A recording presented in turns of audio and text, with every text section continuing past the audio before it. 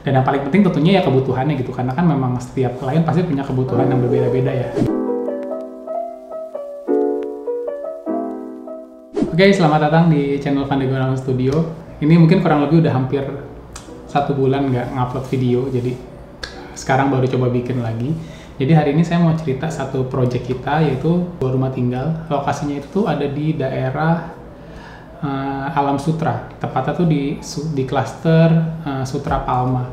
Jadi Sutra Palma itu tuh sepertinya kayak jual kafling aja gitu. Jadi memang dia nggak ada unit standarnya gitu. Jadi semuanya tanah. Jadi kalau kita masuk ke sana tuh semuanya kayak beda-beda gitu rumahnya, karena kan didesain karena kan cuman kafling. Jadi tentunya ya setiap pemilik punya preference untuk ngebangun sesuai dengan seleranya mereka gitu.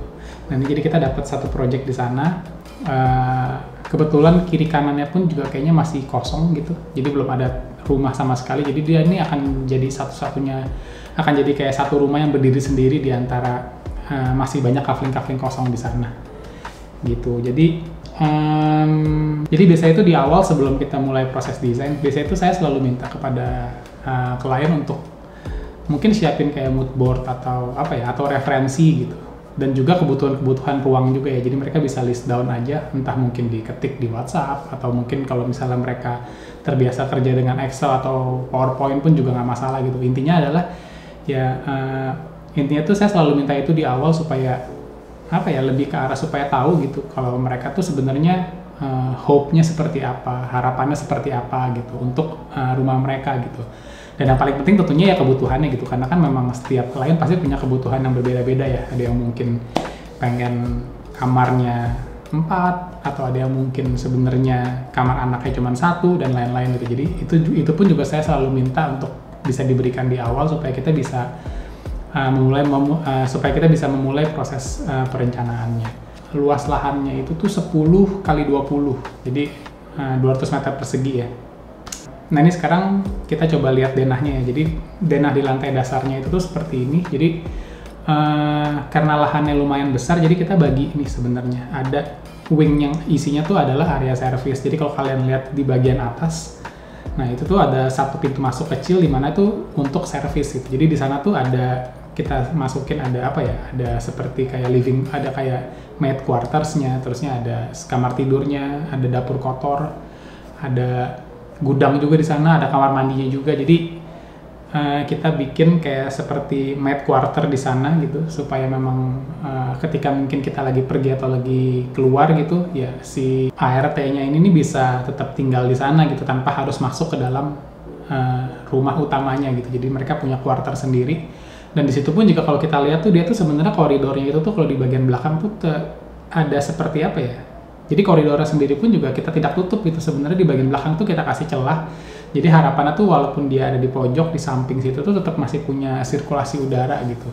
Dan kita juga bikin ada skylight di atas. Jadi memang walaupun itu area service, tetap masih punya sirkulasi udara yang baik. Juga masih dapat sinar matahari dari atas gitu, untuk mungkin nerangin beberapa ruang yang ada di sana. Gitu. Kemudian kita masuk ke area utamanya. Nah, jadi area utamanya ini sesuai dengan referensi dari klien gitu. Jadi saya tuh lihat ada satu image yang dia bikin tuh kayak masuk seperti kayak seperti ada kayak pathway, kiri kanannya itu tuh pohon-pohon gitu. Jadi saya pikir kayak menarik juga nih kalau misalnya ini bisa kita buat di project ini gitu. Jadi makanya untuk masuk ke dalam rumahnya itu tuh kita bikin seperti ada prosesi, jadi menggunakan rem. Jadi bangunannya sendiri kita naikin sekitar 60 cm dari permukaan jalan. Jadi ada rem masuk mulai dari samping, kemudian belok, nanjak terus ke atas, dan itu kiri kanannya itu kita tanemin kita siapkan untuk landscape gitu. Jadi harapannya nanti ya bisa ada tanaman di sana gitu. Jadi pas masuk mungkin nanti kalau udah mulai rindang kan lumayan seru lah masuk ke dalam, ada kiri kanannya tuh hijau-hijau gitu. Terus masuk ke dalam pintu utama. Jadi di lantai dasarnya ini sebenarnya sih plannya sederhana sekali gitu ya. Di sebelah kiri itu ada powder room, di sebelah kanan itu tuh ada kamar tamu gitu. Nah, kamar tamu di bawah, ada kamar mandi di dalam. Nah, habis itu selebihnya sih udah langsung cuman living room sama dining room gitu. Jadi living room sama dining roomnya kita bikin open plan aja, terbuka, nggak ada sekat gitu. Yang pertama kita lihat ada living room itu karena dia menghadap ke tembok, jadi kita bisa taruh TV di sana.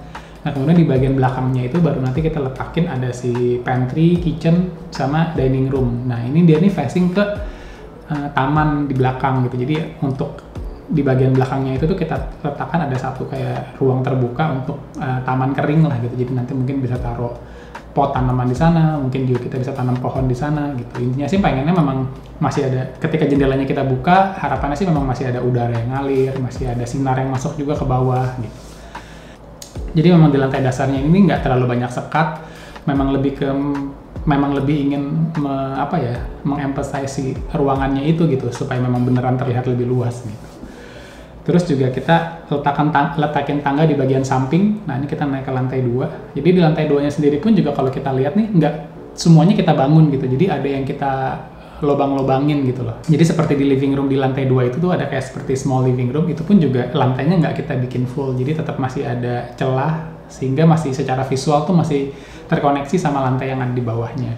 Kemudian juga antara kamar master, kemudian juga ada satu ruang kerja atau library, dan area kamar anak itu pun juga kita pisahin dengan void lagi tuh, supaya memang sinar masih bisa masuk dari atas ke bawah sampai ke lantai 1, dan juga di saat yang bersamaan juga sinarnya juga akan terasa di lantai yang kedua gitu. Jadi memang pengennya sih selalu gitu di dalam desain kita tuh kita bisa memanfaatkan sinar alami yang bisa masuk ke dalam ruangan. Jadi pada siang hari gitu kita tuh nggak terlalu banyak mengandalkan lampu atau penerangan buatan lah gitu. Jadi memang kalau memang lagi kondisinya lagi terang, ya rumahnya bisa terang tanpa harus nyalain lampu gitu.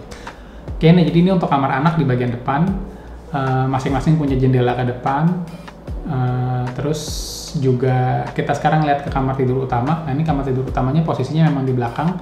Walaupun di belakang dia pun juga kita kasih bukaan untuk lihat ke arah si taman yang ada di bawah gitu. Jadi memang harapannya masih tetap kita masih bisa buka jendela, masih bisa dapat sinar, masih bisa ada melihat yang hijau-hijau gitu. Terus juga masih ada sirkulasi udara juga gitu. Namun tetap private gitu. Jadi kita bisa ya mungkin bisa seharian buka jendela gitu tanpa perlu kita tutup hordeng misalnya gitu. Ini untuk lantai 2 seperti itu. Nah untuk lantai 2 nya sendiri sebenarnya dia tuh high ceiling karena memang karena memang bangunannya kan punya bentuk atap segitiga. Nah ini jadi kita juga pengen mengemphasize bentuk segitiganya ini supaya memang bisa dinikmati oleh ruangan yang di bawahnya gitu. Jadi ceilingnya tuh nggak flat gitu. Jadi kan experience di lantai 2 tuh seperti kayak tinggi lah gitu ceilingnya dan nggak flat gitu. Untuk lantai 3-nya itu tuh tambahannya persis ada di atas kamar tidur utama. Jadi memang lebih ke untuk ruang serbaguna lah gitu. Jadi bisa dipakai mungkin untuk hangout, untuk main sama anak, mungkin juga kalau ada acara bisa barbecue di sana gitu. Jadi memang nggak terlalu besar ada di sana.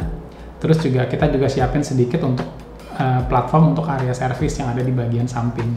Saya tuh selalu saranin ke klien gitu, walaupun rumahnya beratap gitu, tapi tetap ada sedikit lantai yang kita cor gitu untuk servis. Karena memang untuk maintenance itu akan cukup sangat membantu sih. Jadi ketika kita memang mau servis atap, mau servis AC ataupun toren air gitu, ya kita bisa panggil orang dan dia bisa taruh peralatannya semua di sana. Jadi memang jadi ruang kerjanya gitu loh. Kalau semuanya atap kan kebayang ya susah juga untuk maintenance, untuk melakukan maintenance gitu, karena kan nggak ada lantai untuk berpijak gitu. Gitu sih. Jadi saya selalu menyarankan paling nggak tuh ada lantai yang kita cor untuk area servis. Oke, jadi kira-kira seperti itu ya denahnya. Jadi kalian bisa lihat. Nah untuk eksterior depannya, nah ini kita bikin memang sebenarnya hanya 2 material aja sih sebenarnya. Ada satu tembok yang warnanya agak coklat dan bertekstur gitu, sama ada satu lagi tembok abu-abu. Jadi memang didominasi dengan warna-warna yang apa ya kita bilangnya sih earth color gitu. Jadi memang nggak mau terlalu kayak putih juga, tapi nggak mau terlalu gelap juga. Jadi memang kita coba komposisiin warnanya. Nantinya pun juga pasti akan ada sampel-sampel yang akan coba nanti kita pilih untuk warna di rumah ini gitu. Tapi yang pas itu di bagian depan kalau kalian lihat tuh ada seperti lining atap dan ada kayak lining yang vertikal gitu yang dari besi.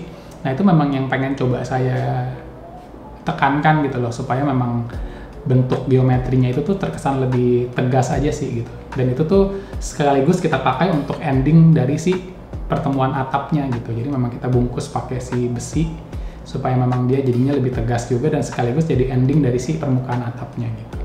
Dan nantinya sih pengennya sih ya ada lighting di sana gitu. Jadi memang ya pada saat malam hari pun juga karakter dari rumahnya pun juga tetap terlihat gitu. Jadi kira-kira seperti itu sih mungkin untuk desain dari rumah ini. terakhir itu tuh prosesnya sekarang tuh lagi proses perizinan gitu. Jadi nanti setelah proses perizinan selesai, ya tentunya pasti akan langsung dibangun. Nah, terakhir tuh kemarin kita juga sudah melakukan soil test. Kita juga sudah coba dokumentasikan juga soil testnya. Prosesnya juga sudah kita bikin. Hasilnya juga sudah keluar, sudah dihitung oleh tim struktur juga.